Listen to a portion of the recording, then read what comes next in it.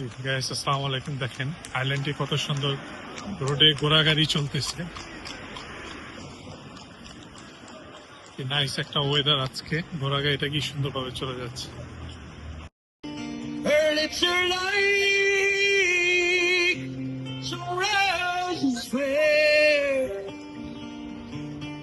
sweetest smile, gentlest hands. I love the world. Thank you.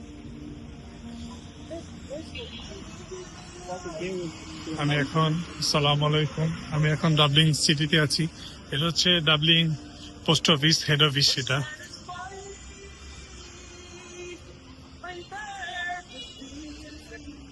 G gas, আমি এখন bus stop আছি, বাসের জন্য ওয়েট করতেছি। এখন এখান থেকে চলে যাব বাসায়।